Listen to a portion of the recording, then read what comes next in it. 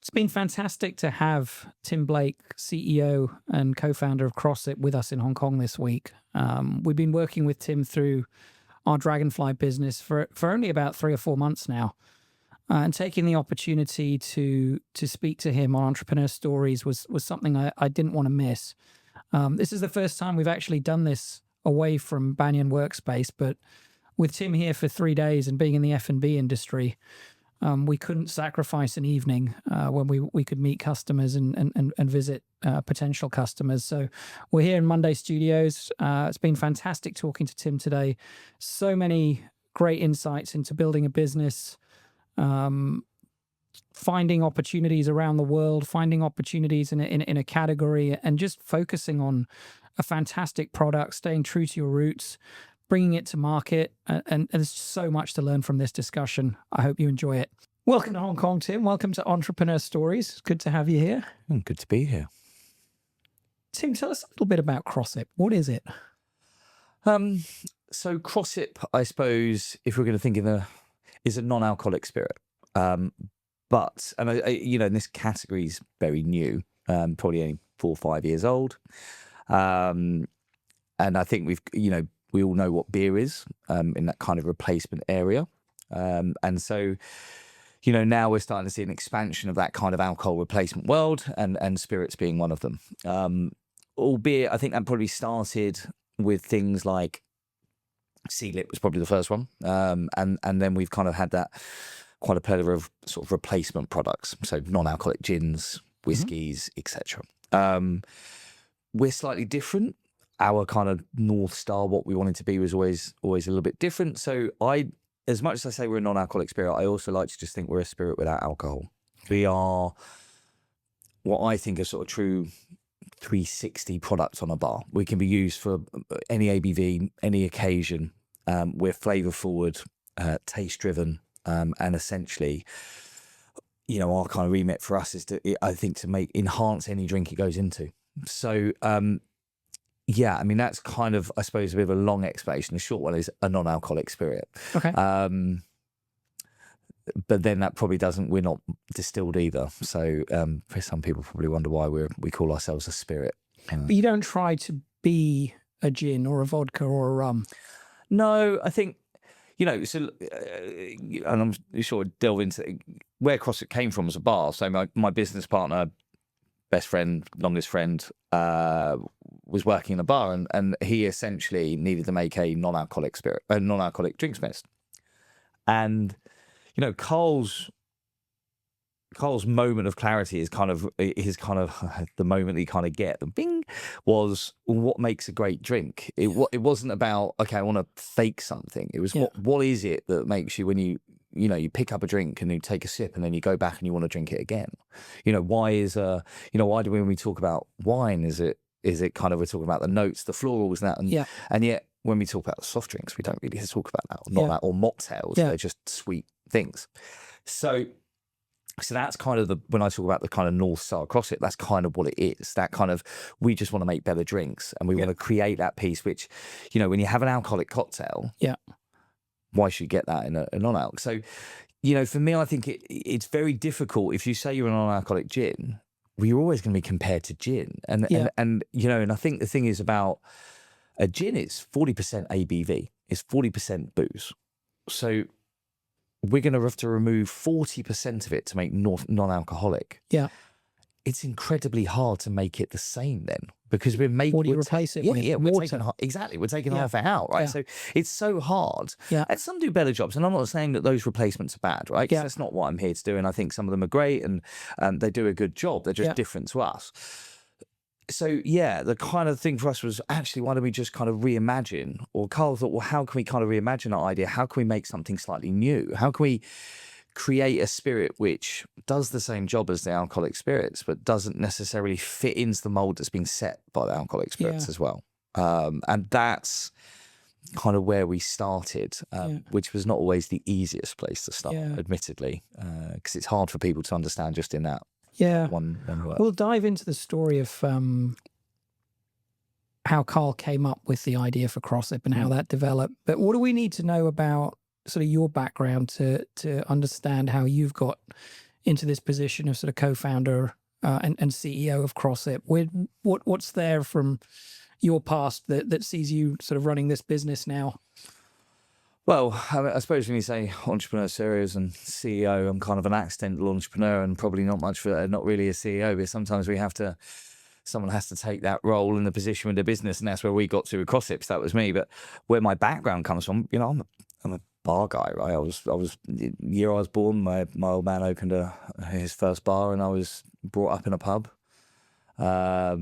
In the UK? Yeah, in the UK. Yeah. So, and moved around. I grew up in pubs until, till 11, and then moved out of the pub, but probably was still in a pub every weekend, which sounds bad, right? I mean, actually, it was really good that teachers knew that my parents were involved in the pub industry, or my father was at that point, and because, I think otherwise it would have sounded like, quite an odd family that has spent this whole time in a pub. But yeah, so I wasn't great at school.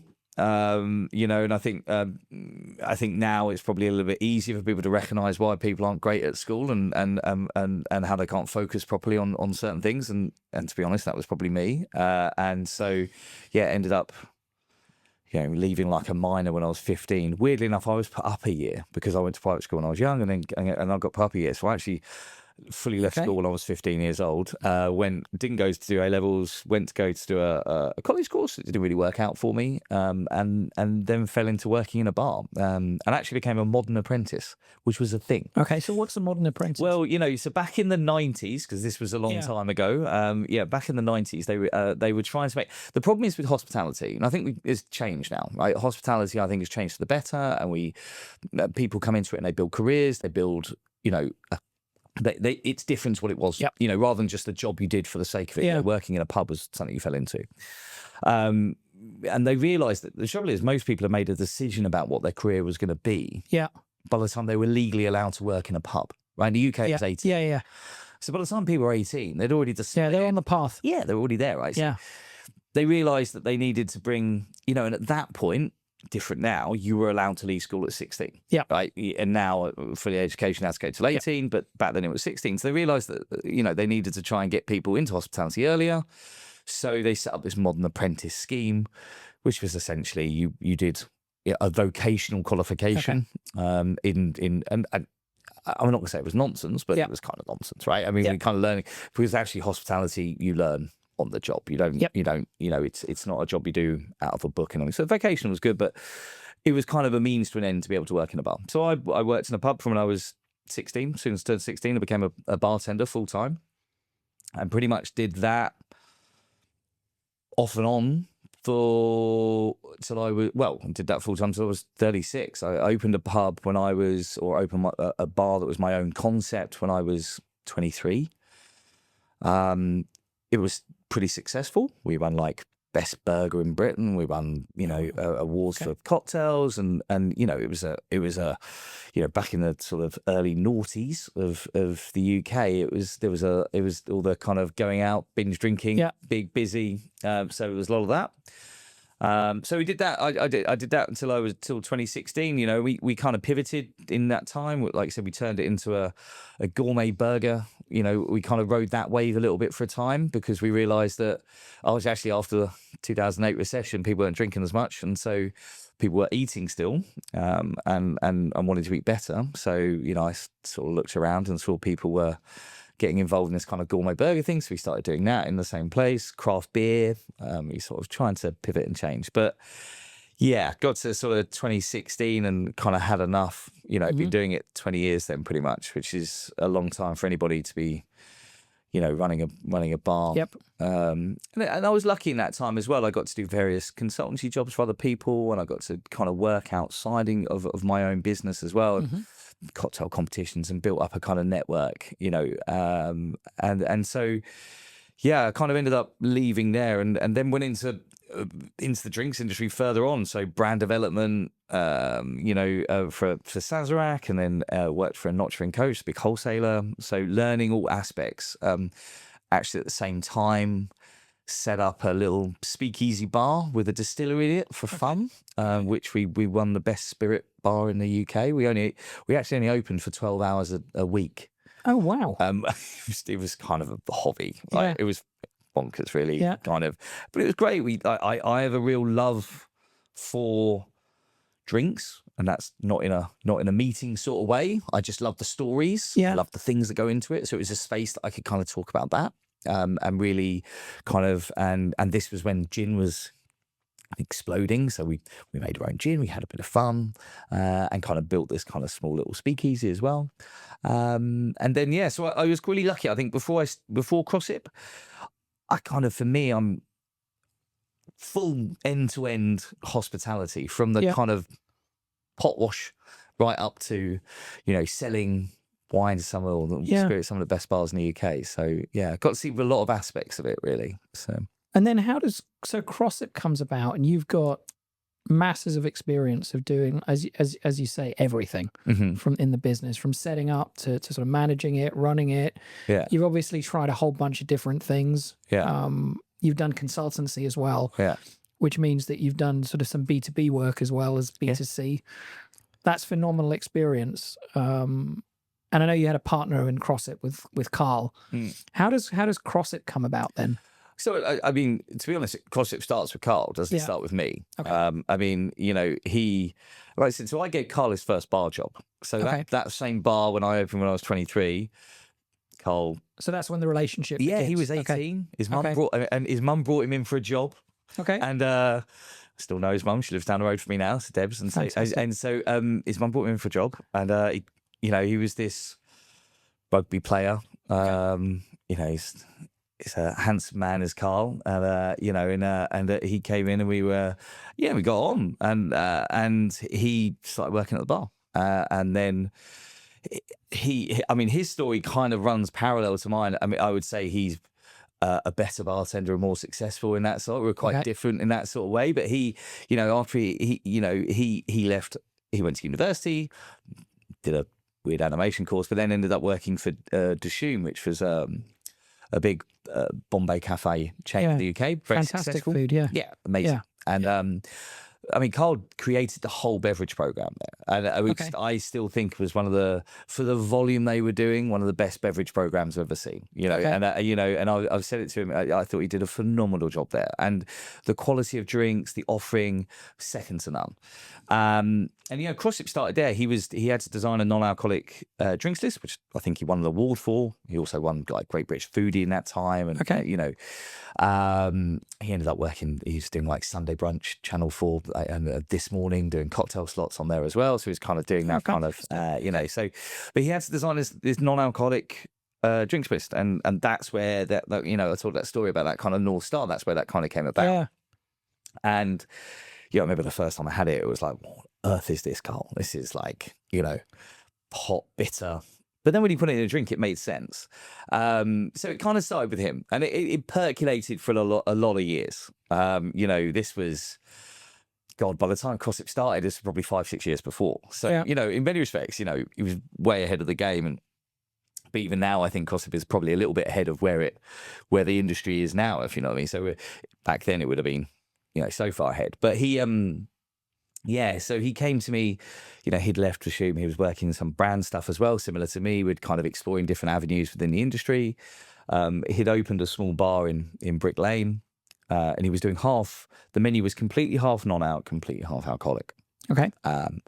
And wanted to make Crossip as a side hustle, the quintessential bartender side hustle. Right? Yeah. So, and he said to me, I want to start Crossip up, and I want you to come and join Where did me. the name come from? Well, it actually wasn't called Crossip then. Okay. I'll come to that. So it wasn't called Crossip then. It was called Dropless. Okay. And he came to me and he said, I want you to kind of start this business up with me. And I was, to be quite honest, for the first time in my life, my wife was happy with me. I was getting paid a perfectly good wage. I was coming home. I was not running a bar. I was like, do you know what? I kind of worked for myself for 20 odd years, Carl. I kind of don't really want to do it. I'm kind of fine. And he kind of wore me down over time. I said, look, it's fine. Okay, we do it as a side hustle, but it's not a focus for me. Like, we'll do it. It's good. And he was thinking, I'll kind of help out where we needed. And, then we started the business up. He was making it in ice cream tubs at the back of Tincture, which was the name of the bar. Okay. And he was making ice cream tubs and kind of making it and starting off trying to define because as much as we don't try to be a non-alcoholic gin, the flavors, and I'm sure we'll talk about them, Yeah. the flavors are based upon sort of styles of drinking. So Yeah. he was kind of really trying to define what the kind of hero flavors and what direction each one of those spirits was going to take at that point, and that's what he's kind of The doing. hero flavors, meaning the hero flavors in that you'd expect in a cocktail, or a bartender's trying to create. Yeah. Yeah. So he kind of so there's I think of Crossip in two different ways. So you have the taste element. Yeah. Now the taste element is different to flavor. I think this is a really interesting, Okay, and it's quite a nuance, right? Okay. Some people don't really get. So flavor and taste are two different things. Okay. Taste is here. Okay. Taste is the bit that you get the length, the bitterness that makes you want to go back to it again. Yeah. That's taste. It's and the feeling. yeah, and there's probably only about, it's Okay. very hard to describe what taste Yeah. is, right? And there's probably only about 5, 6 tastes that you get. And there's heat, bitterness, Okay. sweetness, all these kind of Got it. things, acidity, they're tastes. Okay. Flavors, plethora of flavors. And so the taste elements run pretty much through as a thread through all of the different expressions. But then it was kind of like, well, if we're not going to be a dupe of a non-alcoholic spirit, how do we, so the first thing Carl thought was, if I'm going to make citrus-based drinks, okay, so we're going to make citrus-based drinks, like Cosmos Mojito is going to put it with tonic. Yeah. Citrus is the most used ingredient outside of ice, which is the most important ingredient in drink making. So that's where fresh came along. It was the first one. And then it kind of went from there. So pure was kind of bitter aperitif. So I want to make spritz bitter drinks. Bartenders like bitter things. Okay. So then there's kind of flavors on top of there. Fresh is orange, mandarin, grapefruit, peach, Yep. and then pure is kind of added bitter elements from wormwood, hibiscus, rhubarb, black pepper, cuba berries, a lot more complex. Then Dandy was for dark spirits, or is for dark spirits. So Dandy is kind of smoky, rich, cinnamon, nutmeg, clove. And then Lapsang Souchong tea is the big kind of hero element, kind of give that smoke to it. Yep. It's super complex. Great if you're going to make it was actually a penicillin. So, which is a cocktail, which is like a sour or a gold rush actually, but that's another by the by, but a smoky version. Yeah. And it was like, how to make a non-al version of that. So they were the first 3. Blazing Pineapple came last year because we wanted to make rum punches. So that's where that came. And so that's kind of pineapples and gooseberries and apples, and it uses habaneros and Scotch bonnets. All of them are underpinned by 4 ingredients, which is ginger, chili, gentian root, and eucalyptus. Okay. So those 4 ingredients are the taste elements for me. Okay. And then the other flavors on top of that kind of hero elements. Yeah. So Carl was kind of trying to define what these flavors were. Yeah. And that's where it was. And of course, like every great story of the past 4 or 5 years, COVID rears its head. It's either a good part of your story or a bad part of your story. I think for us, it was an opportunity, right? So I was working for this company. Brad, our third founder, had joined us by this point because Carl and I probably smart enough to realize that we're great for making drinks, and we're great at selling drinks. We're great talking about flavor. Yeah, what do we know about raising money and starting a brand and that important bit, right? Yeah. I mean, because let's be honest, you can have the best ideas in the world, but if you haven't actually underpinned that with a bit of finance, it doesn't matter. So Brad was a friend of a friend. Actually, great story about Brad. He came to Tincture, sat down with Carl, and a friend had introduced him. Brad had recently left his job in banking and always had an interest in startups and investing, and it's a small portfolio of kind of seed investments that he'd done. And so someone talked about Carl and this kind of non-alc spirit, so we came along and sat down. Carl made him a couple of drinks, like chatting about the business, chatting about, the common friend they had and all that sort of stuff. And at the end of these 2 drinks, Brad's like, look, those drinks were great, Carl, but actually I've come to talk about this non-alcoholic spirit. Can I have some non-alcoholic drinks? Yeah, he's coming. Yeah. And Carl was like, you've only had non-alcoholic drinks since you got here. Yeah. And like at that point, I was like, oh. I was like, wow, okay. So he fell in love with the product. yeah, I think he fell in love with that kind of notion. It was like, I get this now. So he kind of joined us. So that was the 3 of us. And of course, COVID hits. I've got a nice secure job. I'm furloughed. I've paid. I'm living at home. Brad was kind of twiddling his thumbs at home. He actually ended up moving to Brazil. Okay. after a girl, his now wife, Okay. who works in the business as well, who's lovely.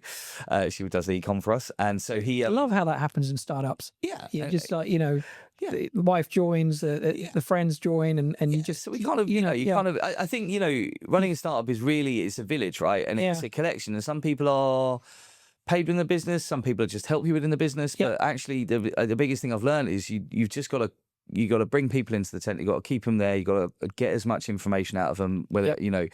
where they can help you, and not be afraid to ask that. Yep. Because, God, I don't know half the stuff that we've done. We've had to learn everything on the job. Yeah. So I think it's really important. And yeah, Lily was, she had an interest in e-com and all that. So and it's actually part of the business that we started off doing quite a lot, and now we don't do as much. Yeah. We're like, look, we need someone to run this part of the, run the website and a bit. And she was like, I want to do that. So she came and did it as well. So yeah, but in this time, Brad ended up moving to Brazil, which was kind of, Yep. and so then Carl's at home in Hackney, Yeah. or Shoreditch. I'm in Berry Snebbons, Brad's in Brazil, and kind of busy minds, hands free. What are we going to do? We thought, well, let's, as a hobby, let's put a bit of meat on the bones. Let's see what we can do. It had become Crossip by that point. Okay. Because first thing I did when Carl said I want to call it dropless was go and look at the trademarks and realise that there was a lot of dropless, waterless car washes, which I'd never really heard of. Okay. Which I didn't think was a problem. But then there was a flavour kind of thing called droplets that was from Spain. And funny enough, I knew the guy who was a friend of mine who was distributing it in the UK. Phoned him up and said they're going to have a problem. And he was like, yeah, probably. I was like, okay, well, we can't call it droplets. So actually then became a kind of furious 3 days of WhatsApps between Carl and I. Yeah. I gotta be honest, naming stuff's hard. Yeah. It's like the hardest thing in the world, isn't it? Because, and certainly now, I think 20, 30 years ago, before the internet was such a big thing, you give something a name, it was great. But now you've got to think about SEO, you've got to think about search optimization, you've got to think about that. You can't just call it some common name because then you're going to be buried in the, So anyway, we Crossip, and basically I sat there, was like, well, what we're trying to do, we're trying to cross boundaries between drinking. We're trying to bring what is a non-alcoholic drink into what is the alcoholic idea. So we're crossing boundaries, and what we're doing, we're sipping. Let's smash those words together. Crossip. Well, we kind of sit on it for a while and think, actually, this is kind of okay. Crossip kind of works. Some people get confused and call it gossip, which I think is kind of funny. But yeah, anyway, so Crossip, and then and actually, weirdly enough, we went to go and find the website, and there already was a www.crossip.com. It was for Austrian solicitors, I think. Okay. They owned it, and we're like, okay, well, let's go with Crossip Drinks, because no one really knows what Crossip is anyway. So that's what the website was. It's www.crossipdrinks.com. So yeah, that's how that came about. So yeah, the name just became that, and that's where it was really. So yeah, it was kind of a word that didn't exist, and kind of tried to describe what we were trying to do, and that's where the name came along. So yeah, and then that's where we got to. So we were kind of all sat and decided to take something that was in an ice cream tub in a bar in Brick Lane and turn it into, how do we make this into a few thousand bottles a week, month, year? What do we do? How do we start a brand? And didn't really know at that point. So let's go there in a minute. But one thing that I find really interesting is that it sounds like COVID was actually sort of the point where this became a focus for you. In many ways, because you had some time, you were looking for something to do. And what's interesting is that, and I shared this with you yesterday, that we probably wouldn't be in the spirits business if it wasn't for COVID. Yeah. Because I was getting bored at home and I had an opportunity to get into this business. And I was twiddling my thumbs and trying to figure out what to do, and, Googling things, and realized that agave spirits were on trend, and I had an opportunity to get into an agave business. And so we jumped in. One thing that I find really interesting is that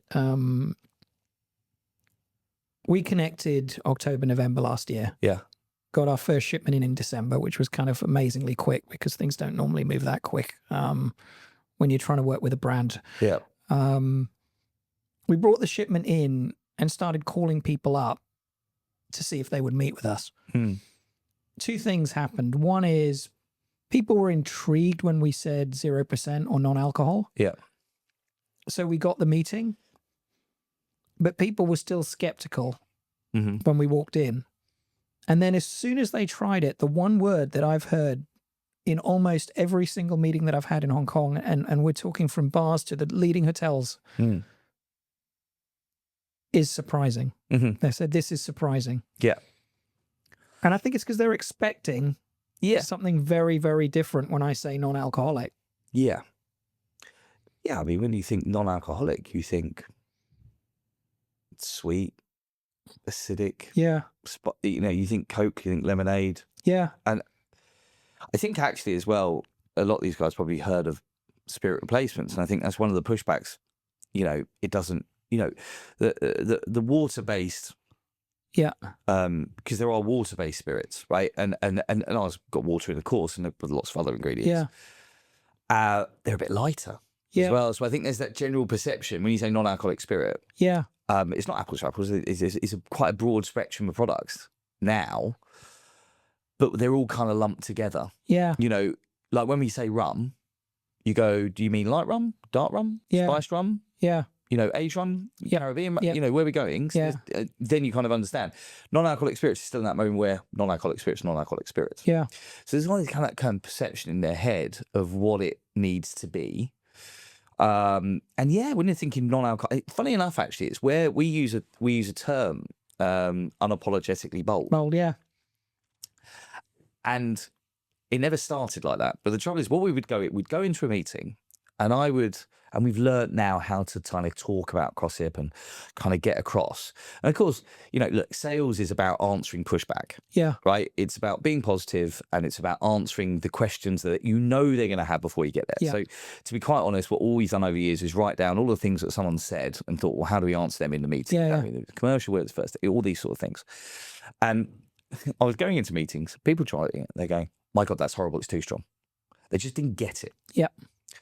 And that was my first reaction when I tried it at home. I poured it into a glass, took a sip without mixing it with anything, and thought, how do I drink this? Yeah, I thought, what is this? Yeah. Right? And I get it. I wouldn't drink on its own either, right? And it was quite a funny thing. So unapologetically, Goal came about because I was like, I've got to say something. When I go into the meeting, I got to kind of explain that we want it to be that way. Yeah. So we're unapologetic about the idea that it's strong. It's meant to be strong because at the end of the day, with a spirit, you're going to put a very small portion into a glass. You're going to put your other ingredients in there. Yeah. It's got to have presence. It's got to have value. Yeah. Right? This is the reason alcohol is for, you drink gin on its own and it's like gin face. Yeah. Because it's hot and hot, Yeah. it's aggressive. So if you're making a non-alcoholic spirit, it's got to be aggressive too. Yeah. It's got to be on its own because then when you put your 8, 9, 10 parts of other ingredients in there, that it's still there. Yeah. So unapologetically bold came out. So we said, we're not apologizing about it, and it's bold. So I go in and say, right, Crossip is unapologetically bold. It's big. It's got a bulky flavor. It's hot. It's spicy because it is an ingredient you are going to put into a drink. And funny enough, that's why we call it a spirit. Actually, I suppose I didn't touch upon that earlier. So spirits, right? This is the other side of it. I don't know what it's like in Hong Kong, but in Europe, you can't call gin if it's not got 37.5% alcohol in. Oh, interesting. It's a denominator. Everything. So gin, rum has rules, and a lot of it is around your alcoholic thing. Funnily enough, actually, you won't find a product in Europe called non-alcoholic gin. Okay. It may say something like non-alcoholic spirit made with gin botanicals, right? But it won't say non-alcoholic gin. Okay. It's not allowed. Okay. So spirit is a bit more of a grey area. If I looked in the dictionary now, you would look at sea spirit and it would say distilled with ethanol. Yep. And I'm not disputing that. But I think words develop, they evolve, and they become about what their purpose is rather than what they are. Yeah. Milk is always the thing for me, right? Oat milk is not milk because it's not from dairy, right? But we call it oat milk because you're then going to put it into your coffee, your tea, or in your cereal. Right. If I call something a spirit, it's because these days spirits are ingredients for drinks. 90% of a basis for your drinks. 90% of spirits are sold in a bar, in a drink. Yep. People don't drink gin on its own. They have it with tonic because it's the base of the gin and tonic. Yeah. Right. So a spirit for me is a base. And actually, even when I was working in alcoholic spirits, I thought that was the way to sell it as well. You know, I did a campaign for whiskey and we talked about highballs and cocktails and a different way of drinking whiskey rather than just in a seat over ice in a glass. Because actually people are drinking less and less like that. So, yeah, for me, the spirit has always been that its purpose. So Crossip's purpose is to be a Okay. spirit. I want to get into the storytelling, but before we do that, because the storytelling's amazing, Yeah. I think. Before we do that, you and Carl went from making Crossip in ice cream tubs Yeah. at the back of a bar Yeah. to serve in the bar, presumably. Yeah. To setting up a production line, bottling it, branding it, Yeah. and now exporting it all across the world. Yeah. What does that story look like from going to the ice cream tub to a global business? Yeah, I mean, I mean, as obviously, so Carl, me, and Brad. I'm not. I think you know. I always like. There's by this point there is the three of us who are all, and we were quite different in what we did. Right, Carl was very production focused, creative. I'm a chatty sales guy, right, and advocate. Brad was doing finance, but also Brad was all the other stuff as well. And we were very much challenge. You know. It's basically solving problems, right? That's what we did for a year and a half, right? And all of us together as a kind of the three of us together as a group to kind of solve these problems. And we kind of, so I suppose where we got to is the three of us sat in our respective kitchens with computers in front of us, being locked away during COVID, and deciding we wanted to make Crossip. And we'd got a bit of cash from various places. We had a very small amount of money to start. And we, you know, the normal way you would make, you know, the murky world of making spirits, making drinks is normally with co-packers and marketing companies and things like that, right? It's, you know, a lot of gins are made by 3 or 4 different places in the UK, and they just have a label put on top of them and everything else. And non-alcoholic spirits generally made by co-packers, even now. There's very few of us who do ingredients a bottle. And the reason being is it's quite difficult to make non-alcoholic drinks, actually. You know, it's a lot more rules when it comes to ingredients. There's a lot more testing that needs to be done. There's a lot more there's a lot of stuff. And it's quite hard. And so, yeah, initially we were like, well, look, we need to go to find a partner who can make Crossip for us. So first job, you know, in the midst of, you know, we were working with a couple of graphic designers, we're doing the name and we're building the kind of business structure and all that sort of stuff and kind of all those things. At the same time, we're then thinking, well, we need to make, you know, we kind of had a date that went back and back and back. And of course, we had a bit of time here, right? Because we're in the middle of COVID. It's not like we were going to make a massive splash and launch in the middle of COVID. So we were kind of building website, all this sort of thing. And Carl is investigating how to go from ice cream tubs, 10 bowls to, you know, 1,000 bowls. How do we do that? How do we make a pallet of our mixed stock? So, and God, in that time, I remember like, and I had that little bar that I was talking about, the little speakeasy, like we the first batch of Crossip we made, like we did in there. And it was on the first floor. So we had to carry everything up. And we got these big sort of tubs. And I'll never forget, like we basically scaled it up how we were doing it. I didn't know where to buy. We didn't even know where to buy ginger juice at that point, by the way, because that's not the most obvious thing to buy in the UK. And we didn't know where to buy it. So we literally just got a load of ginger and I juiced every single bit of ginger. Wow. And honestly, oh my God, I've still got PTSD from doing ginger juicing, right? And we went through about 4 juicers, like just burning them out. Yeah. Like, and I remember just sitting there for hours going, and like, and we basically, we made all this stuff. And the first batch, I'll never forget, we sort of made it, and we didn't know anything about microbe testing and all this, and knew nothing about any of this stuff. And like, then we found, and this is what I'm saying, you know, it is a village, right? We found someone who was a food technician, and Leslie, her name was, and she helped us kind of understand all these parts. And so we did that first batch when it got it tested. absolutely riddled with microbes, could never be sold. And of course, the purpose of a spirit is it once it's opened, it needs to be able to last for a long time opened, because then otherwise if it goes Yeah. off too quickly, well, that's not going to be any good for anybody. So there's loads of all these problems. And Yeah.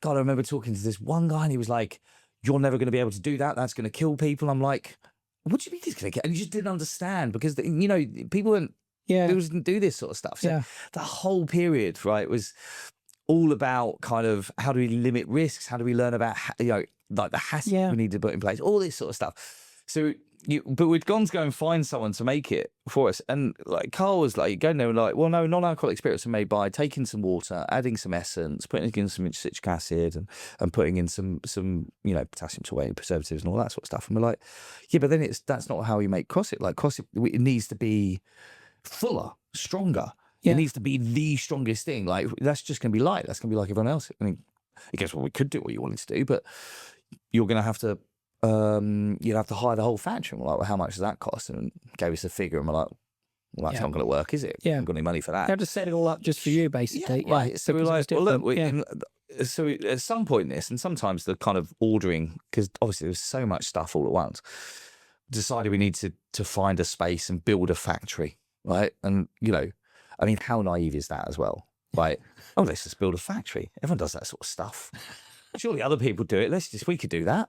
Right, and I mean, I think about it now and think, God, what a ridiculous notion that we can just kind of go, yeah, that's fine, we can do that. And of course, and luckily, like Carl is, he's methodical as well as creative. He's really great because he's methodical. He's got a process. Way better than I am in that sense. I'm kind of this, ideas flying around all over the place. Well, why don't we try and do this? Even now, like we have conversations, he's like, and I kind of go, why don't we do this? Why don't we do that? And he's like, no, yes, no. And so the kind of this process for us doing it. Anyway, we found a place in, Carl was East London, I was in Bury St Albans. We found a place in Bishop Stortford, which is weirdly enough where I went to school and my mum lives. But there was no other reason, but it was just kind of Bishop, because it was about 20 miles from Carl. Okay. Like if we wanted to get something in East London, it was going to cost $100,000 a year rent. Yep. So we thought, well, we'll get something in, because it was a fifth of that. Yep. Significantly cheaper. Plus the guy, he's still our landlord now. He didn't want a deposit, was happy to take a month up front. So rather than it costing, $15,000 or whatever it was going to cost, it was the month's rent. We're like, brilliant, we'll go there. I mean, it didn't have water, didn't have proper drainage. So we found a plumber to we had to put water in there. I mean, not fit for purpose in that sense. We basically had to kind of rebuild the whole place. Yeah. We then, the process of Crossip as well changed quite a lot, because we were steeping stuff and we were but then we realized that were two things. The ingredients we were getting, so say if you were buying something like gentian root, essentially gentian root, they're just dragging out of the ground and washing off a bit of dirt, and then there's your gentian root. Well, of course, it's not irradiated. So the trouble is, if you're starting off with a base ingredient that's, when I talk about bacteria, not all of it's bad, right? I mean, you can drink bacteria and some, actually, gut health, some bacteria is good, right? Yeah. But if you're making a product like us, you have to have quite a low bacterial microbe count. Yeah. Certainly if you're going to try and work in retail. So we needed to get that kind of almost zero. Yep. And after our first way of me juicing ginger and all that, not zero. So, but then when we realized that the base ingredient was already not tainted, but wasn't, we went and said, well, I remember going to Carl going to some guy and said, well, we want to buy it. Can we get it irradiated? And he's like, yeah, if you buy it by the ton. And I'm like, and Carl worked it out just for laughs. And I think we would have had about 25 years worth of this product or something ridiculous. It was like, well, that's not going to work. So kind of had all these kind of challenges, right? But I suppose what I'm always really proud of, and lots of times we probably could have taken the easy route, and I think credit's cut against Carl. He could have taken the easy route, but actually didn't. We could have gone, no, let's just go and get some essences and let's try and do it another way. Yeah. And actually, no, we kind of stuck to it a little bit. We just trying to work out where we could get the ingredient on, try and keep us true to that kind of original way that we were steeping it and making it. We actually fell upon the idea of pressure cooking about halfway through, which is kind of now we do it is kind of integral. Because it was essentially killing anything in the liquid that was bad because we were cooking at very high pressure. But then at the same time was extracting a huge amount of flavor out of these products as well. So, and I'll never forget that because we kind of struck upon this idea. I can't remember what it was. I think it was Carl. We were in an office. I remember the day. And me being me, I went, well, let's go and get some pressure cookers. And went to Argos and bought some pressure cookers in Bishop Stortford. You know, like the ones you get for like a normal kitchen. Yeah. I think we broke it in about an hour, right? Because it just put so much stuff in it. Yeah. But we got enough out of it to put it into test to go and see what it, and it came back perfect. We're like, well, that's it, right? So, so anyway, we kind of, you know, and I'll never forget in this kind of all in this, like, you know, Carl and I, there was a guy called Phil who was a process engineer, Phil Cheetham, a lovely man, and still at the end of a phone if we need him now. And I think, you know, Carl speaks to him every so often. I think he ended up investing in Crossip as well, like someone like that, but lovely guy. And we were trying to find I didn't even know what this job was called, like someone who made food.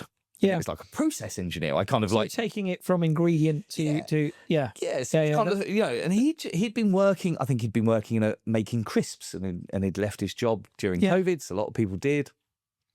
And you know, I remember I went on LinkedIn and just typed in process engineer, and kind of all these names came up, and I kind of found all the people who kind of live near Bishop Stortford. Yeah. And we were right in the middle of COVID now, right? Yeah. We're right in the middle of this kind of like, you know, you can't go anywhere. You can't do anything without testing. Like we're all stuck in, you know, it was kind of like, you know, it was difficult, right? We all remember how difficult it was. And we were emailing him and he was like, yeah, I can help. Brilliant. So we got on a Zoom call because that's, you know. Yeah, what you do. Google, you know, during that time, you know, COVID, Zoom calls. On a Zoom call, I'll never forget, Carl and I sat in this kind of office, didn't have anything, with some furniture that got left behind, with this kind of weird scrap of paper that Carl had drawn this picture of what we wanted to do. Which, if you think about it, essentially, we want to go from here to here. Yeah. And we want to take out we will talk about filtering, because filtering was something we'd never really done on that scale. So how do we do it? Anyway, Carl, you know, Phil, great. He sort of looked at these two idiots, basically, who were kind of trying to do this thing, and went, yeah, I think I can probably help, and kind of put this idea together, and then came back with kind of a plan. And, you know, he was great. Like, he was there for our first batch that we made there, like at 3 o'clock in the morning when we sat there making this stuff because something didn't work and the filter was going, so he stayed with us through it all. And, yeah, in that year, you know, he and Carl built, you know, they worked out, you know, because again, we use lots of different pieces of pieces of equipment, but it wasn't like we went somewhere and went, oh, can we buy the Crossip making equipment, please? Because there's no one, and still isn't anyone, who really does the process that we do. Yeah. And so, yeah, we had to kind of fabricate a lot of stuff like pumps and, you know, IBCs and things. It's a bit Breaking Bad in there, right? I mean, it's not a shiny stainless steel, like it's a little bit cobbled together. I mean, you know, I'm not ashamed of it. I'm proud of what we've done there. I think it's a really it's testament to what you can do with it. Like when you've just got a kind of, well, let's just get a bit of a positive mindset and get on with it. And I think even still now, Carl improves it, and we've brought different parts of the process in, and actually continually improvement is what we've done. But yeah, we kind of in that time, in that year, we kind of built. What year was that? God, now you're asking. 2020? 2020. What are we, 2025 now? Yeah, 2020, I suppose. This was kind of like, you know, 2020 was that the start of COVID? Yeah. Yeah. Okay, so for most of the world, it was 2020. Yeah, 2020. So, lockdown started in the UK around March, didn't it? Right. And then it was that year up until Christmas was where we kind of came out of it. Right. So, yeah, and there was kind of lots of fits and starts. So the first batch of Crossip, I think, came about in the end of that year. We were going to launch around Christmas time. I think we really are. We kind of always, I think January 2021 was when, if I'm getting the right. Okay. I got to be honest, you know, it's like dog years. Yeah, the dates. You forget the dates. Yeah, right? I mean, I mean, it just feels like everything's like 10 minutes ago. But then it's like having kids, right? It's like everything feels like, you know, 10 minutes ago. But then, yeah, so long ago as well. So, yeah, and in that year, and of course, then, you know, obviously either naive, arrogant, stupid, whichever one I don't want to do, let's launch a brand new product that really no one's going to understand what it is because it doesn't say non-alcoholic gin. Let's just launch that into the world where everyone's kind of shell-shocked after COVID. No one's drinking in bars. No one's buying things. Yes, launch a product and get that going as well. I love it though, Tim. I love it because, you know, there's a couple of things in there. I mean, one thing is that I've come to learn that running your own business, and whether you want to call it entrepreneurship or ownership or whatever, running your own business is solving one problem after another. Yeah. And just staying with it. And yes, sometimes you have to deviate a little bit from the path that you'd sort of anticipated going on. But the general idea and the general direction stays the same, and you just solve the problem, and solve the problem. And I think that anyone who gets to any level of success has solved so many problems along the way.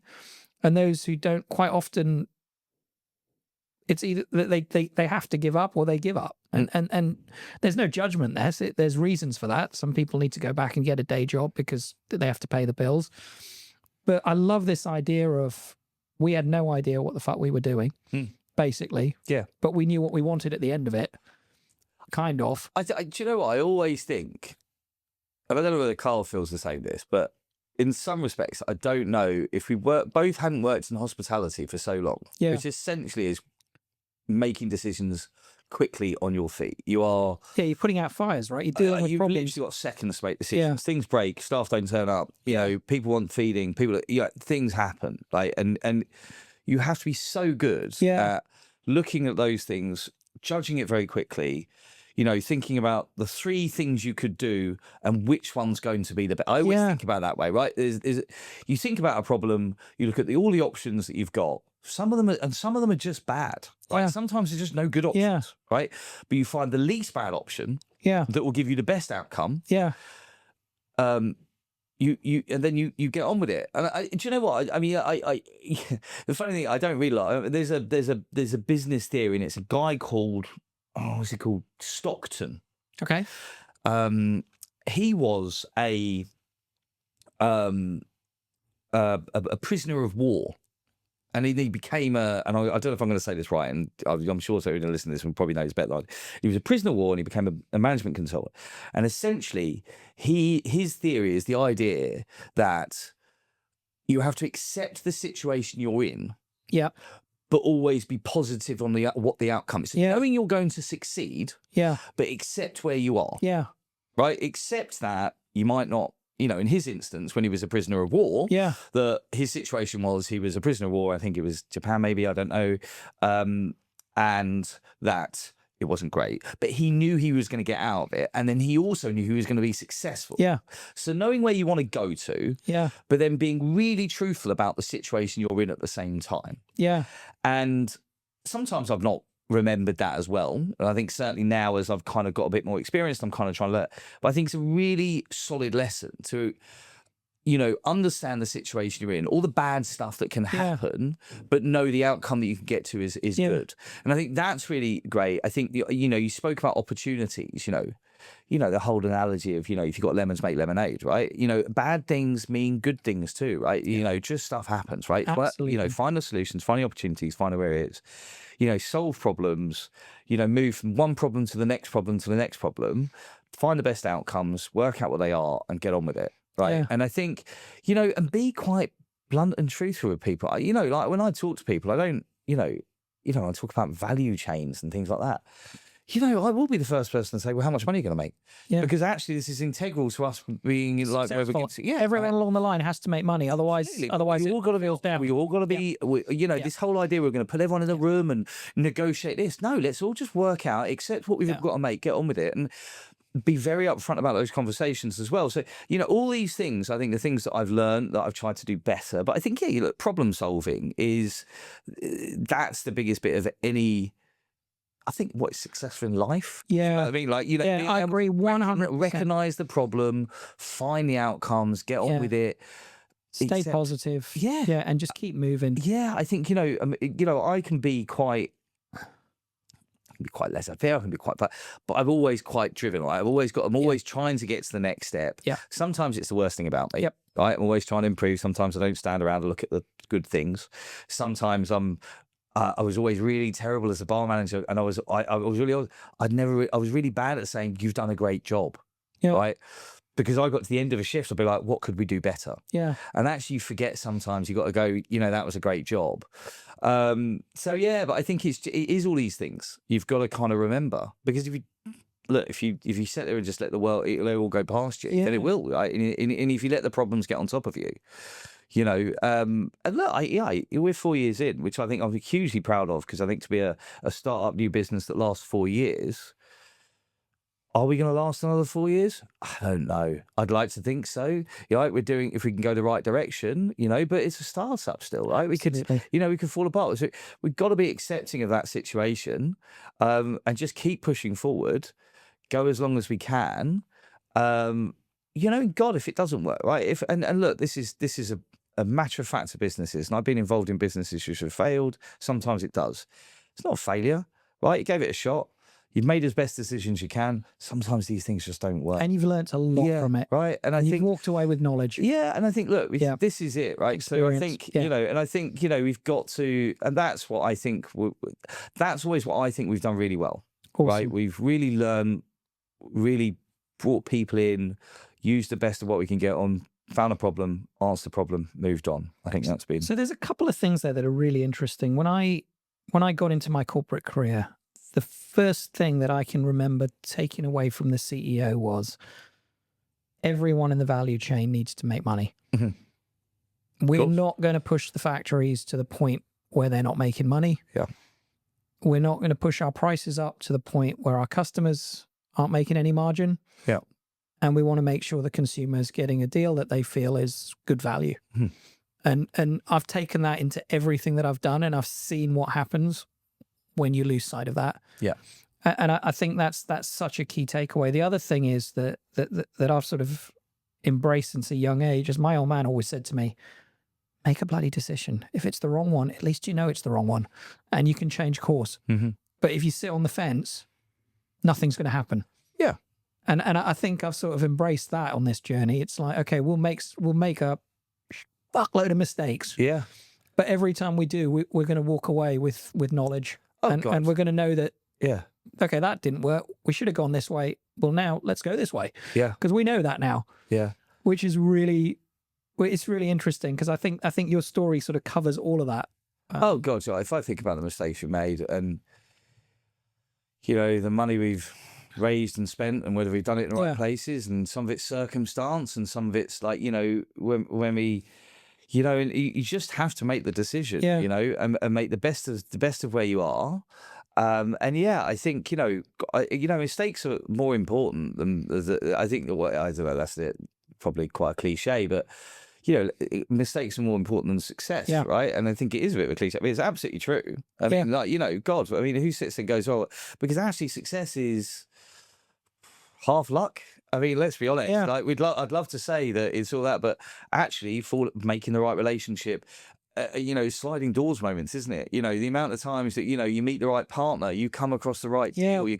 I mean, I think if any business person says that I managed to make every single element of making that situation happen, absolutely lying. Yeah, half of it's luck. So I think and sure. So success is a bit of luck. So the mistakes are actually the more tangible than success. Yeah. Right? They're more, they're more that, because actually you can look at all the points that you made that mistake in, and you can try and improve them. Yeah.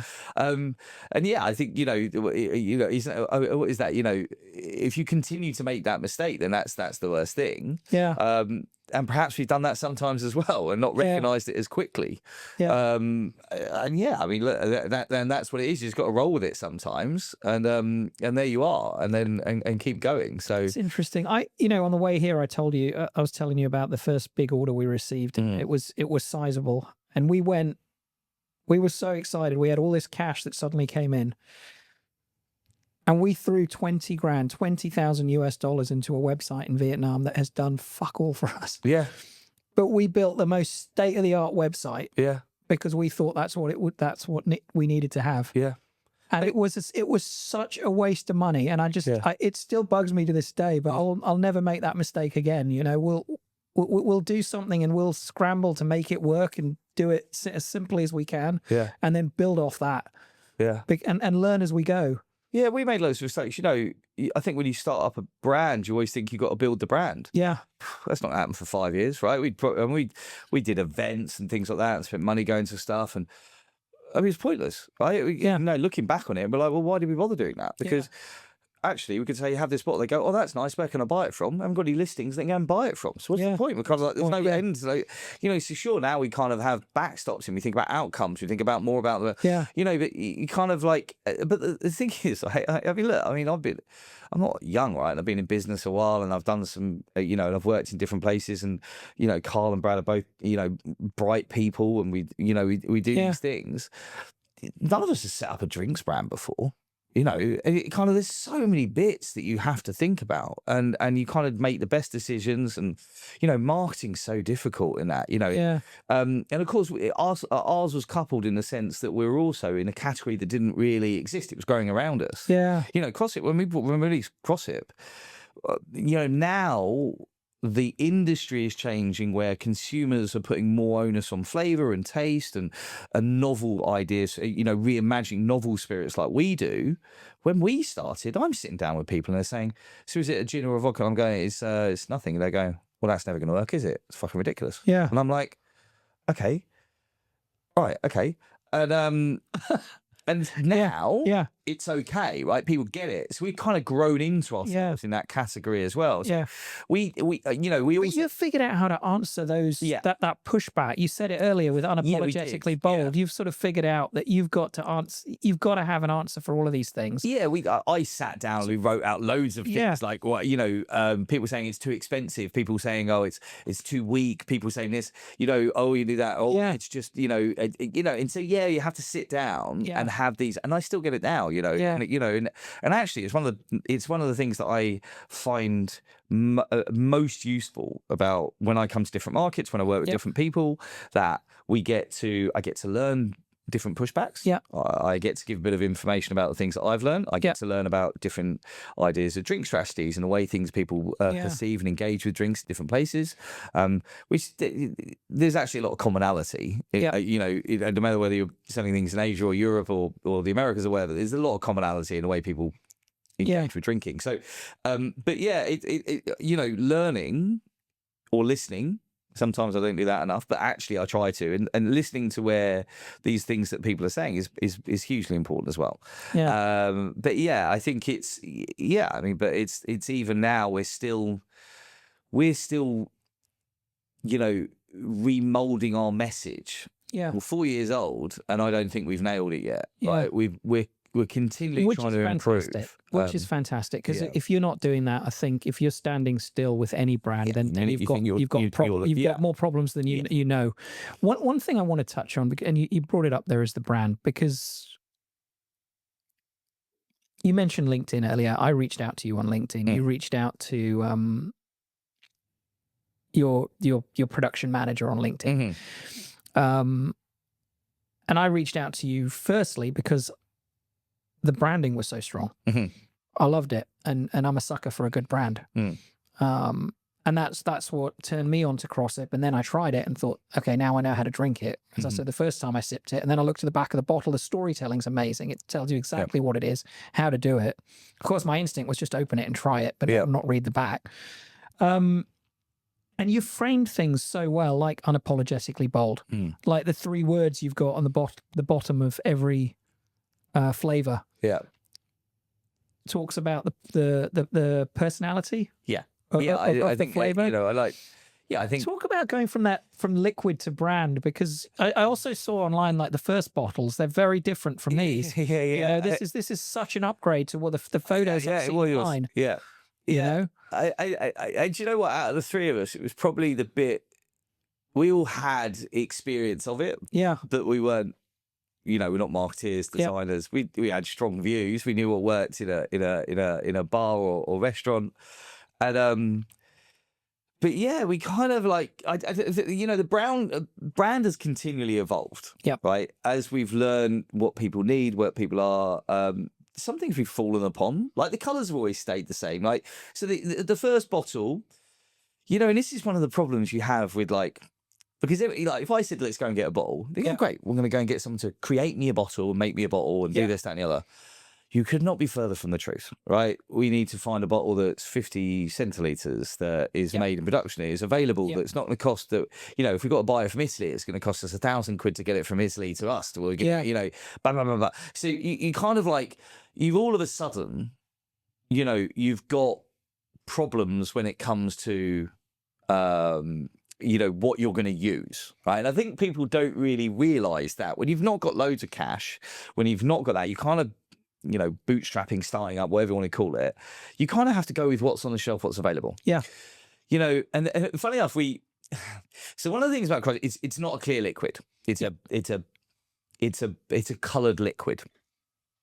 And, part of the thinking was actually we quite want to represent that. So and funny enough, actually, you can only really get clear bottles as a standard. Okay. Actually, this is a standard bottle, but we buy this as a thing. But clear bottles are, I'll come to that one in a minute. Yeah. Clear bottles are generally what you buy as a standard, right? So funny enough, actually, the first, I touched upon filtering. The idea about Crossip was that we would filter all the kind of bits out because there's some it's got stuff in it. Yeah, right. There's texture. But it's also got a bit of lumpiness. In it. Okay, yeah. So there is some sediment in there. The original idea was that we would take that sediment out. Now, which would make it colorless? No, it would still make it colorless, but it would make it clear. Clear. Okay. Right. Okay. And certainly dandy. Yeah. Which was we want to make this look like, I think Carl's head he wanted to make it look like a Scottish Speyside Scottish whiskey. Okay. Right, like that kind of lovely honey hue. Anyway, so that 3 o'clock in the morning production I was telling you about, where we were basically, do it, and it took a long time. The reason it took a long time is we started to filter.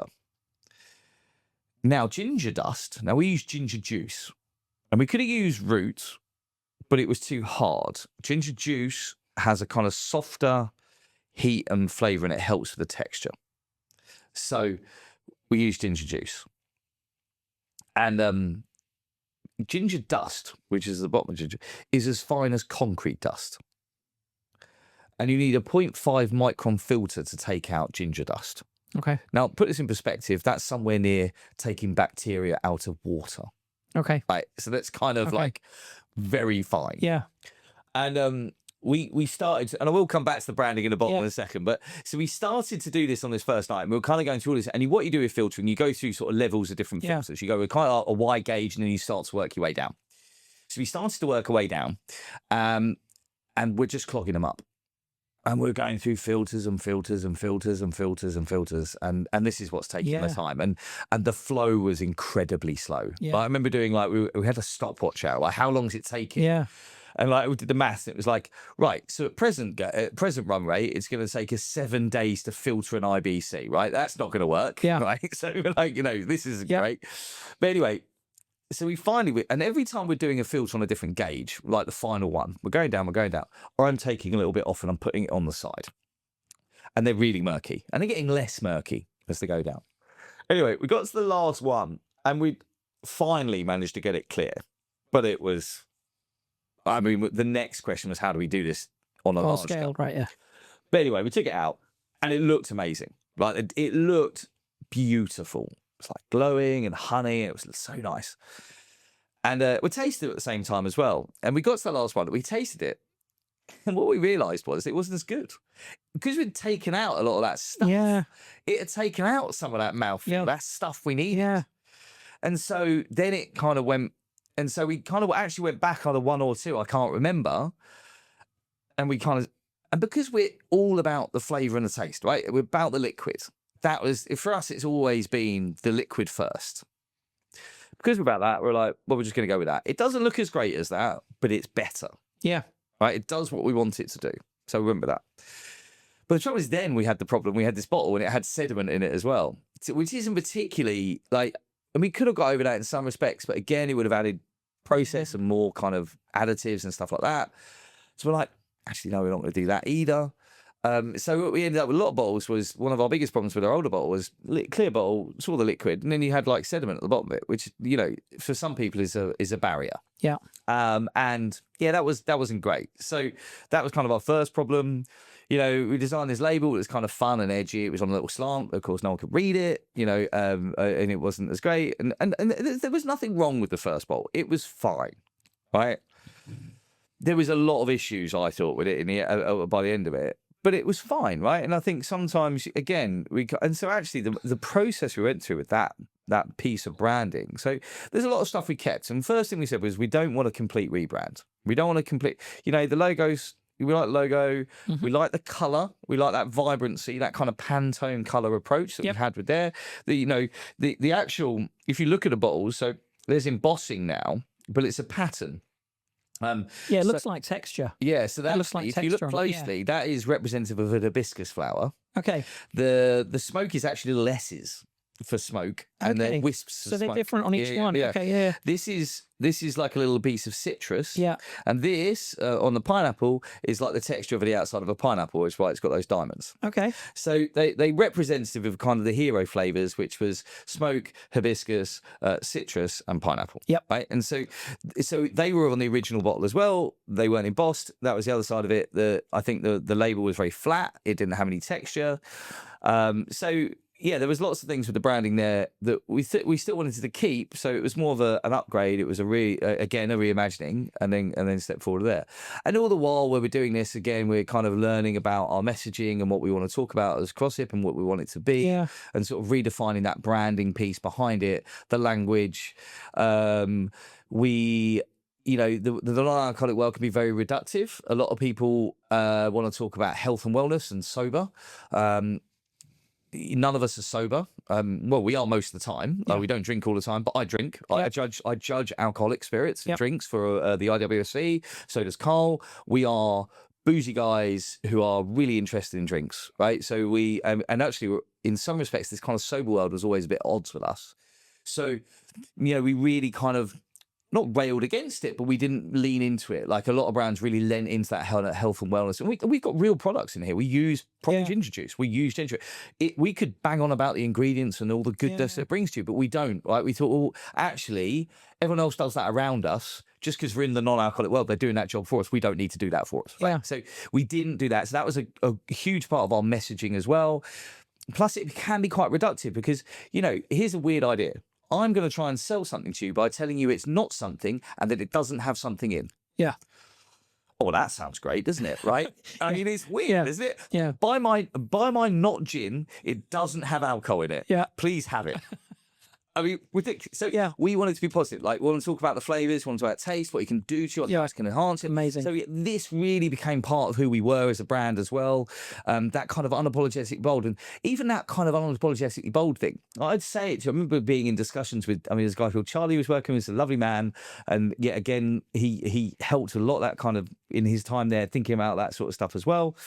We talked about unapologetically bold, and it's like, what do you mean like Jeremy Clarkson unapologetically bold? Yeah. Like, no, we don't need to be some shouty middle-aged man who just wants to offend people. Yeah. That's not what unapologetically bold is for me, right? Unapologetically bold is that kid who turns up to school not dressed like every other kid. It's about wearing that, and he's comfortable and confident doing that. Yeah. Like Bruce Springsteen. Yeah. Working class man, comes from New Jersey. Yeah. All that sort of stuff. Yeah. And yet sings songs about love and this, that, and everything else. Like, he is an unapologetically bold guy because he's really comfortable with who he is. Yeah. And that's always, for me, what I think unapologetically bold should be about. Yeah. Comfortable with who you are, comfortable with being unique, comfortable with having your own idea. And that's what it kind of meant. So that's kind of part of what that kind of branding and messaging we wanted to do. But coming back, so funny enough, the change in the bottle was really methodical. We sat down and we literally wrote down all the problems. We put non-negotiable things we wanted to change, and then we wrote down and we went out and we've got investors in the business who advise us, and we literally put together a questionnaire and went, tell us what you think about the bottle, what are the big problems you have, and then we wrote it down on a big bit of paper, all the things we want to change. Right, and all the things we want to do, and then we methodically worked through the labeling. I wanted to make it naturally decadent, so that kind of embossing and I love foiling, that. right? Yeah, that kind of idea of being, it's kind of the glass is it's actually the bottle was interesting because we needed to find a 50 centiliter bottle with a screw top that was a coloured glass. And one of the things actually with the coloured glass is to protect the liquid. One of the things we found with the clear bottle was that because the sun, it was kind of affecting the colour because we use natural ingredients. We don't have those. So actually the glass, in the same way as vermouth or bottles of beers, it was quite important. So I found this But actually, by the time I put all these rules that I wanted, of all the bottles that are being made as standard around the world, I think I had a choice of 3. Okay. That was it. Wow. And where are these bottles from? A company called Estal. They're a Spanish bottle maker. It's a wild glass bottle. They use recycled glass Okay. to then rewild the bottles. Amazing. So it's a recycled glass bottle, which is really cool, and it kind of has that natural appeal to it. You know, it's got that kind of greeny brown, so it protects the liquid. And also, I think one of the things about when everyone talks about premiumization, it's consistency. So even when that's kind of sort of empty, kind of looks the same. Yeah. Right, which I think is really important. And then we maintained the colors. We just upgraded the labeling. We put 2 labels so we can be more adaptive to markets. So we can put different languages on the back label. Because on the back you've got all the instructions on how to make one of the simple cocktails. So which is just amazing story. You know, for a consumer, that's just brilliant. Well, everything's there. So one of the things with and this is where I kind of, people don't, to be honest with you, like I know this, but sometimes people don't, right? Yeah. So the way I kind of want to do is a journey of leading the bottle, right? So Crossip explains who we are. Yeah. But then underneath there, we got 0% alcohol-free spirit. Yeah. So that explains roughly what category we're in. So we know what the brand is, who we are. The next step down was fresh citrus. So that is 2 words, which are the expression title, the name of the product. So this is fresh citrus. I then wanted to get 3 words underneath, and this kind of comes out when I used to write cocktail lists. And the 3 words for me, because I thought actually people don't want to read these long-winded descriptions. They want to have something. So the first word, they're about ingredient, about what they are as a product, and then the last word's that kind of personality. So we've got bright, zesty, and sociable. It's a bright drink. It's zesty in its flavor, and it's sociable because actually fresh is the most easily accessible one. Right. So put that in the middle of it, everyone drinks it. Right. So by looking at front label for me, hopefully you're getting who we are, you're getting what we do, you're kind of getting an idea of what the product is. And then on the back of the bottle kind of has that little piece at the top. We talk about drinking better and being unapologetically bold, but then it's got those kind of 4 ingredients, which are actual ingredients. They're not kind of descriptor words that describe, you should get an idea of where we're going ingredient-wise. So mandarin, grapefruit, eucalyptus, peach kind of gives that kind of idea.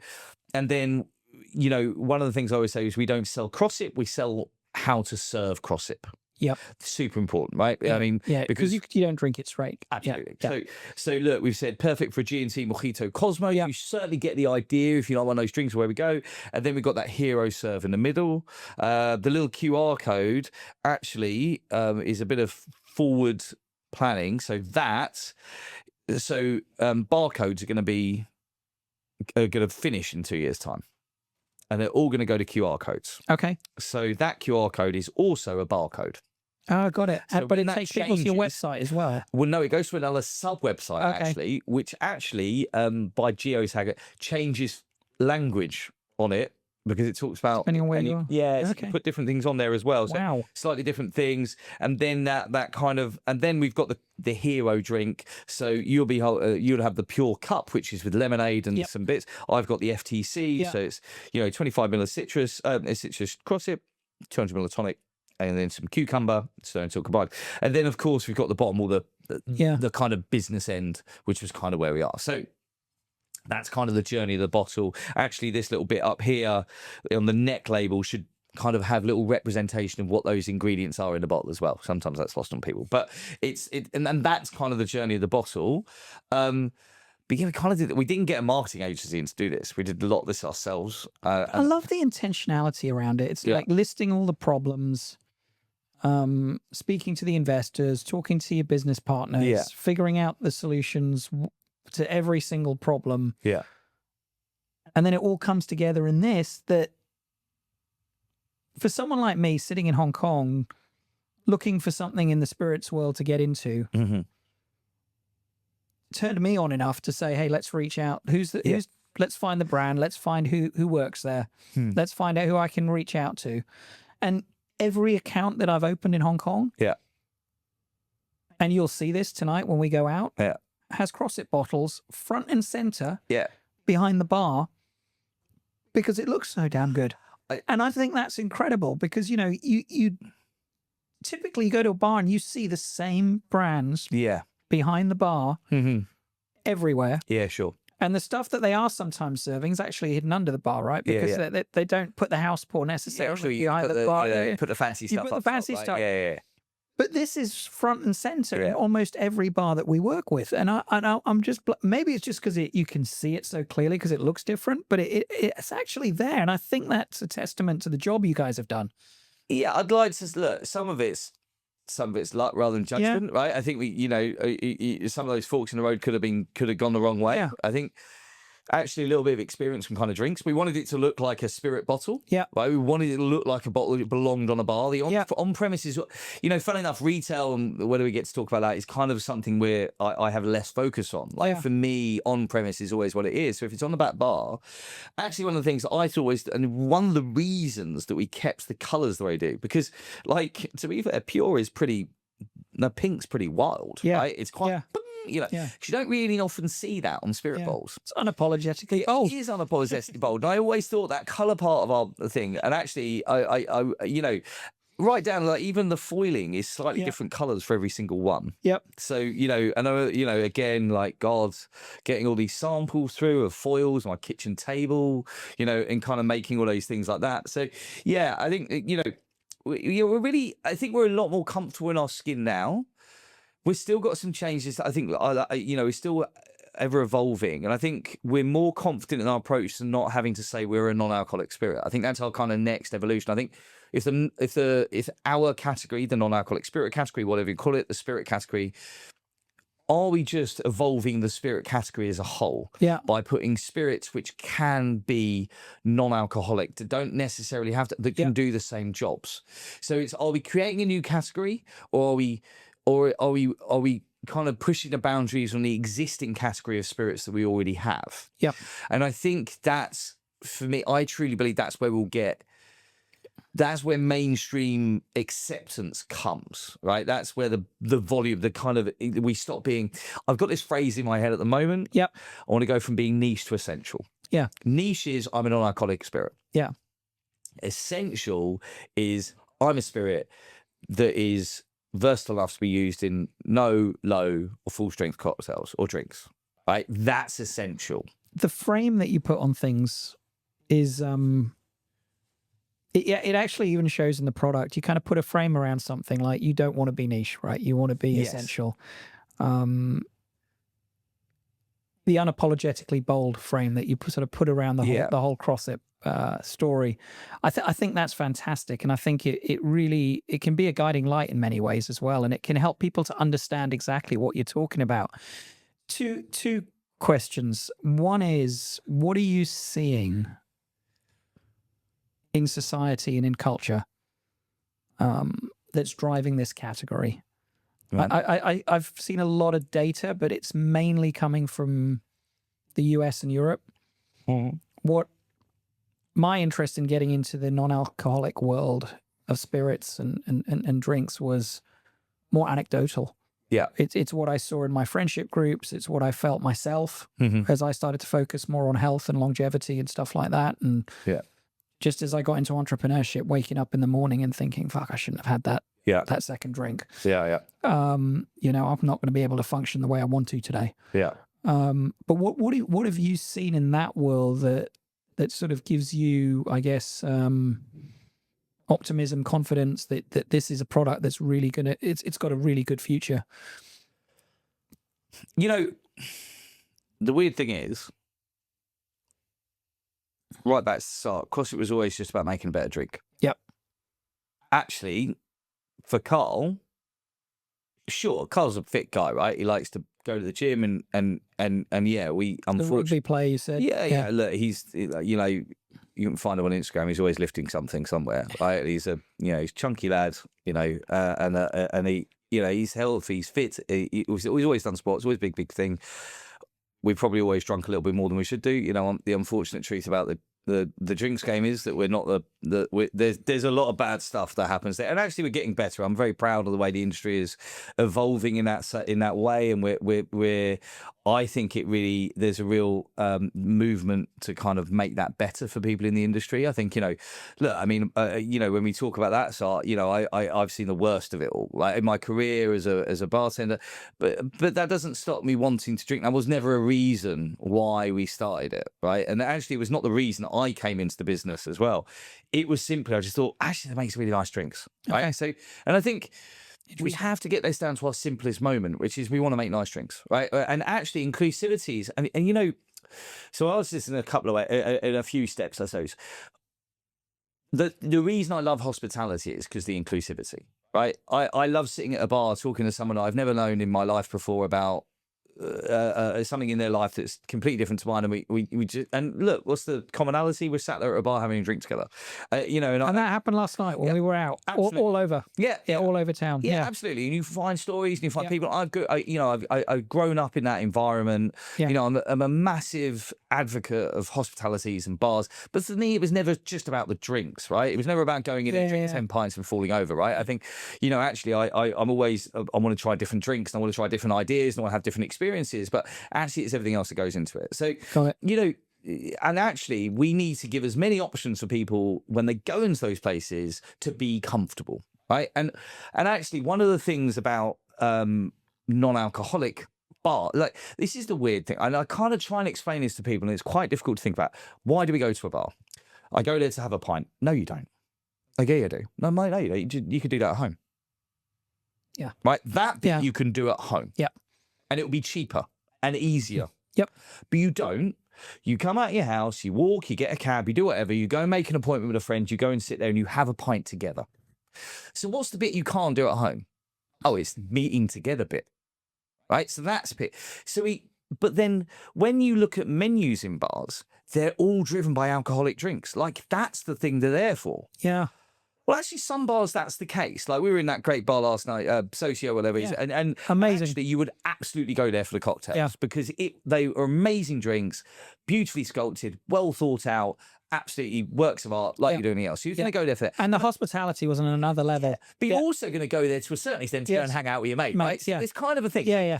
So the thing is, right, if we got lots of people going into these places, now, if you're not drinking, your options are very limited. Yeah. If you are drinking, you've got a cocktail list, you've got your gin and tonic highball list, you've got your wine list, which has good, better, best. You've got your beer where you've got your, cooking lagers right up to your IPAs and your stouts and this, that, and the other. You've got choices after choices after choices after choices, ranging from basic cost up to premiumization.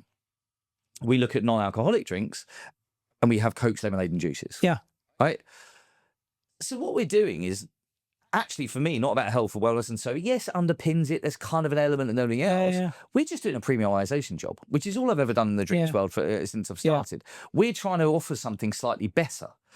So if you've got 10 people, 5 of them might have the Coke, but 5 of them might have something that's slightly different and slightly more interesting. Yeah. And they're willing to spend probably a little bit more money to do that, right? And that's great. So actually, for me, a lot of it is just that. Right. And I think if we can get over all these things, now, yes, it's underpinned by a lot of stuff, right? It's underpinned by absolutely.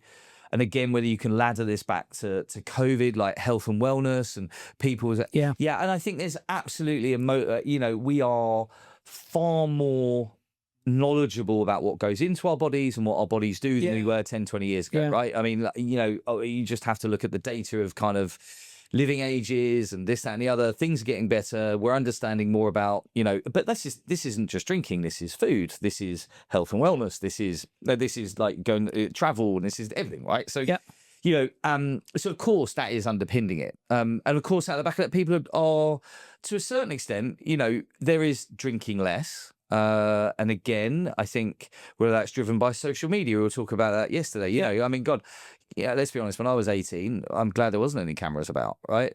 Because it would have been horrible, right? Now, you don't want to end up on your mate's Instagram, doing whatever you want, you Lives should there be doing. forever. Yeah, absolutely. And Yeah. God, I talk about, I'm really, I don't know what you're like. My kids, I've never put them onto my social media. I talk to them really close. And I'm like, your digital footprint is yours, and you should be in control of that. Because look, as an employer, I absolutely did look at people's social media before I interviewed them to get a sense of who that person was. And I think it is something we have to be aware of.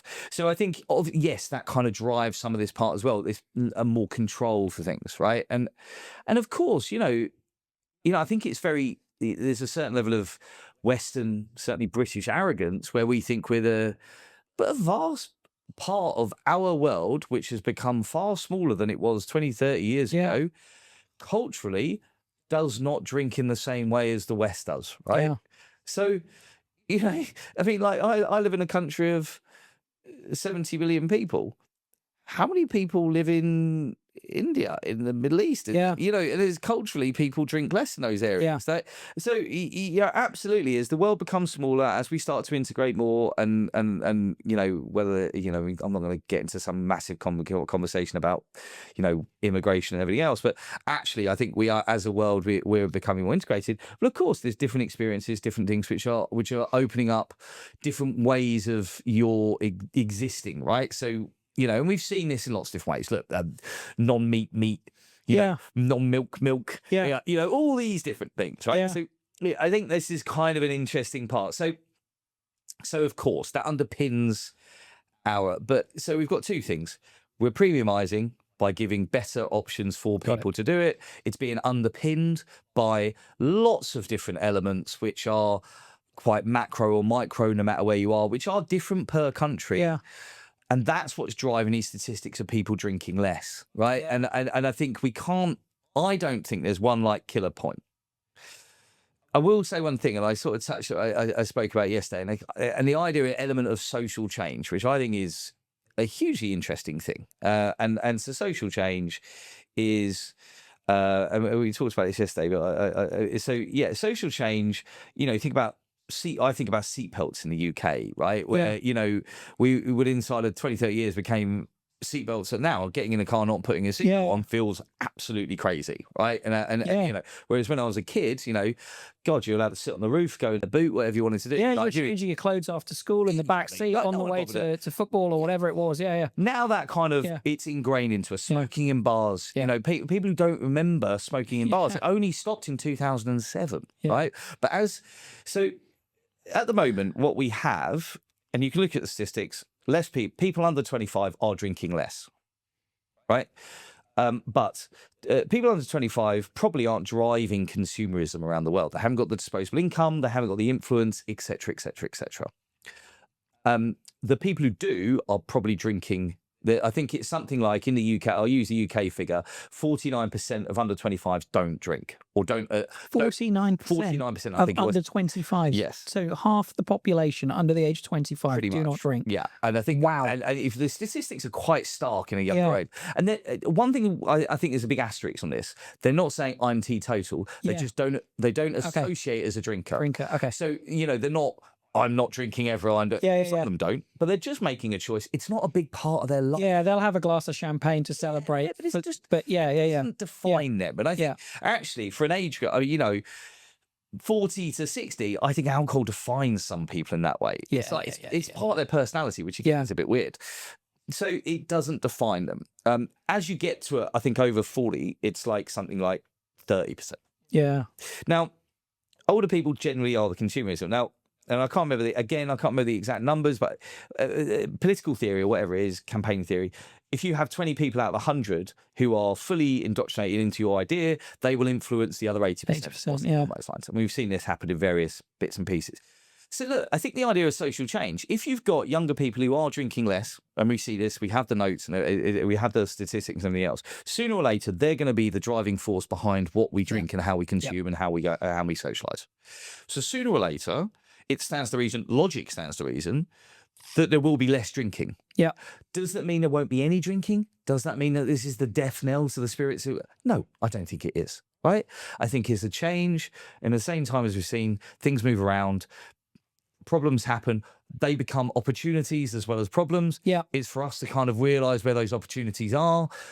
and kind of jump Yeah. onto them. So I think there's lots of stuff to why this is going to work. Some of it's very big, some of it's very small. And yeah, I mean, we're just a very small cog in this, right? And and the other side of it is, why do I think it's going to?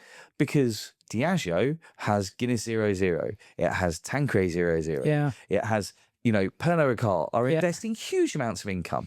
Asahi think that 50% of their beer production will be non-alcoholic within 5 years. Wow. Guinness think that, or as the trajectory goes, 0.0 Guinness will outsell alcoholic Guinness within a matter of years. So, we've talked about corporate structure. Corporate people are run by accountants. They make decisions based upon their balance sheets and how it looks for their shareholders. Yeah. They're not going to be investing that enormous amounts of money in this if they don't have the data. if they did not think it was going to work. Yeah. So, we can rail against it. Yeah. Or we can just go, okay. Yeah. So let's make the best of it. Yeah. Let's do the best products we can. Let's present it in the best possible way. Let's evolve it and bring everybody in that tent of products. Let's reimagine what all the categories should be. Yeah. And then go from there. So amazing. The last question before we go to what's next for Crossip. You were talking about all the brands and their 0% offers. And yesterday you were telling me about having a 0% Corona on the beach in Dubai. Yeah. Was it Dubai? I finished the half marathon and finished off at 8 o'clock in the morning drinking a 0 Corona on the beach. But how do you take a business from your kitchen table outside Cambridge in the UK to being globally distributed? Did that happen with people reaching out to you? Did you proactively go after it? Was it a combination? It's just interesting in terms of growing a business, And do you know what? People don't export the way we do. I think part of it's a little part of it's me, perhaps, right? To be honest, like we spoke about, you said about opportunity and it happened quite quickly. I think that's the way you should work as a business. If you see opportunity, you go for it. You go for it. Yeah, you get it. And I'm quite comfortable in that sort of environment, so I think that helps. And I do lead on a lot of that stuff. But actually, the reason we started doing export was scale, right? I come back to the original part of the story. So going back to our kind of tale of how we came about, so we launched in January 2021 or whatever it was. No bars are buying anything. Barely bars are open. Do you remember in the UK, it's open, closed. And they're all fully stocked, right? Fully stocked. Wholesalers aren't. The wholesaler, basically the way you sell in the UK, you sell to a wholesale sells. Wholesalers are sat on 20 million, 30 million, 100 million pounds worth of stock. They don't want to buy any new product. Yeah. Right? A bar opening, it's not necessarily they've got so much stock. They're worried about their bills. They're worried about their staff. They're worried about opening doors. Yeah. They're not thinking, I really need to premiumize my non-alcoholic offering. Yeah. Of course they're not, right? I'm so low down on that. So we had it, and we were pushing quite hard because as during COVID, as it happened, that kind of D2C revolution as well, Shopify went from here to here. Everyone had a website. It was very easy. Kind of fulfillment, fulfillment services became a lot easier. There was and this is come back to opportunities. I think there's a lot of what we do now was out of necessity of what happened 4 or 5 years ago. If we think about Shopify, we think about fulfillment. None of that stuff existed before, or it was small. We think about Zoom and things like that, working remotely. And so it's quite interesting how those things have come over and improved part of what we're doing. But we needed to get scale. So we were doing D2C and of course spending an enormous amount of money on ads like a lot of people do to try and get some traction. The problem is, if I'm completely brutally honest about Crossip as a brand, we struggle in that area because consumers struggle to pick up a bottle, understand what it is and know what to go with it. And I think some brands do a better job than we do.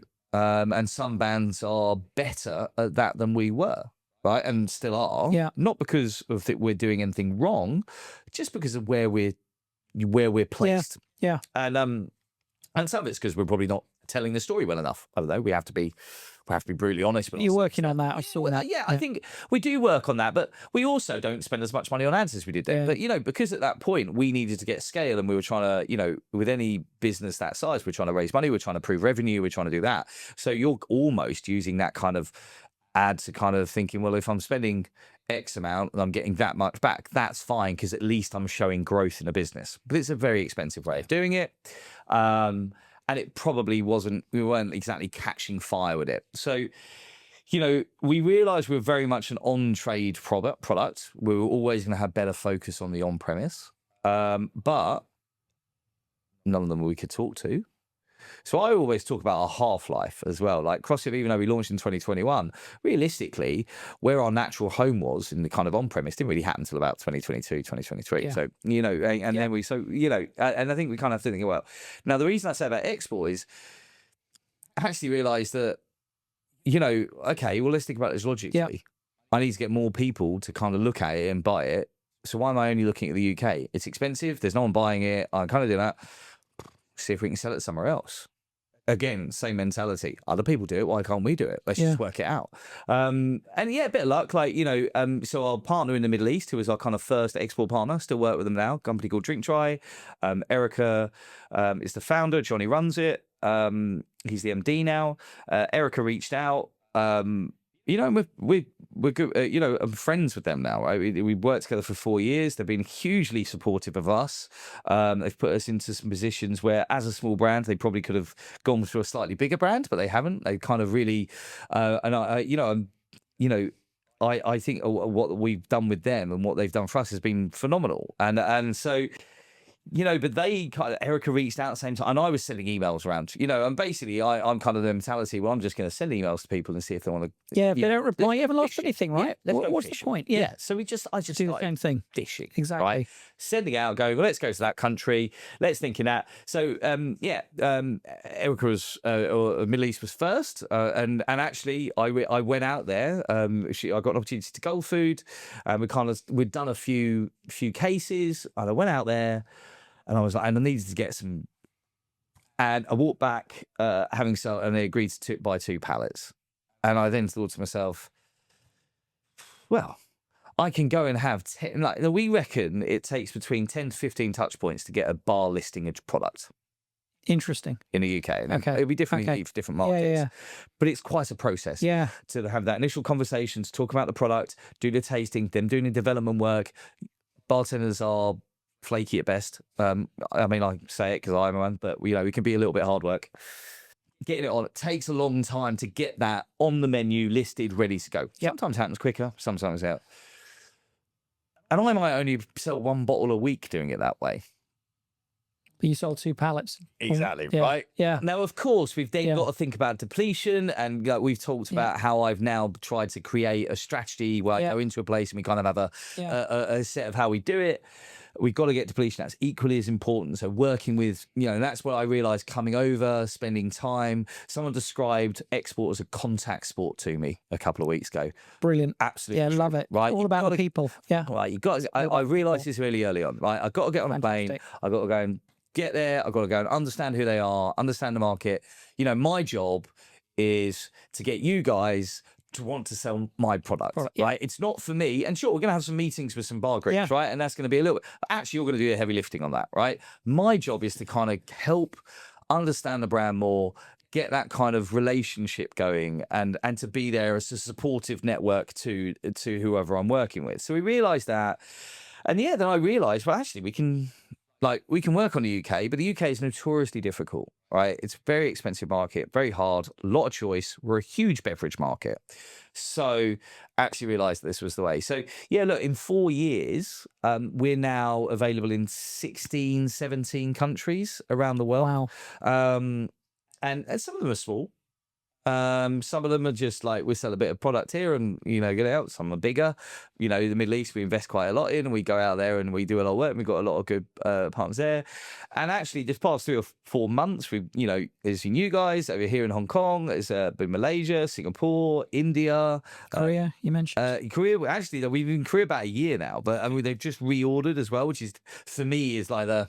That's amazing. The third order is where I get happy, right? It's kind of baked in.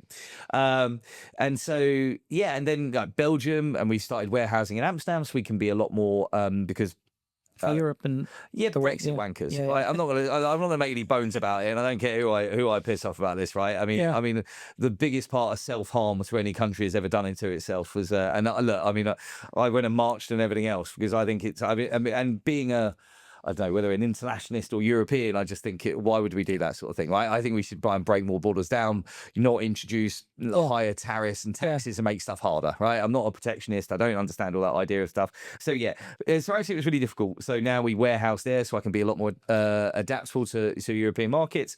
But yeah, I mean, literally, it was we need to get scale. We need to sell product. How do we do that? Well, logically, we open up the same thing. So, and actually, I think it's become an integral part of who we are. It's helped sculpt our messaging going forward, describing what we do, who we are, talking about the product. And so, I think, and so that's kind of where and why we did it. It was a necessity.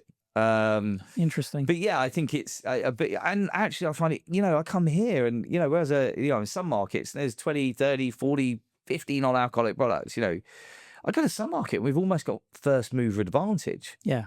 Which is sometimes good, sometimes bad. Actually, I quite like going in the slipstream of other people because I don't have the budgets that perhaps other people do. Yeah. But I think that's it's kind of great to be in a market really early on, being able to kind of, engage and kind of help the category grow in wherever we are as well. So, yeah. Brilliant. Tim, it's I'm glad that when I went fishing, you bit. Yeah, well, I'm glad you called it. I've got to be honest. I told the story. If I could have customers like you more often, or if I could have that kind of fishing more often, I'd be a happy guy, right? Yeah. You'd already done the tasting. I didn't even have to send any samples. I was like, well, that'll do. Do that every time. I'll be happy. So. No, amazing. I think you guys are doing amazing. You know this, I had 22 years in corporate and worked with a lot of big brands. And I think that it's fantastic to have partners who really engage, really want to be a part of the journey with you, come and support you. But also, you're so pulled together with all of the stuff that you guys do. And I mean that from everything, from the bottle to the branding to the liquid, to the SOPs and the documents you've sent me, to the pricing models. I mean, the whole thing is so pulled together. And I think there's a lot that people can learn from your journey. So yeah, thanks for being here. Thanks for being on Entrepreneur Stories. Thanks for being in Hong Kong. Well, thank you for having me. For sharing. We can go out and enjoy a Crossip cocktail. We certainly can. I will say one thing on that last comment though. We are the quintessential swan. Right? I mean, we might look like that on top. Underneath, legs are flapping, right? But no, I think that's brilliant, though. That's the way. I think that this idea, and it's not. I don't like the phrase because I've heard it so much. Fake it till you make it, because it's not. But you can act bigger than you are. Yeah. And I think you need to a certain degree to build a brand and to build a business. Yeah, as long as you remember where you are.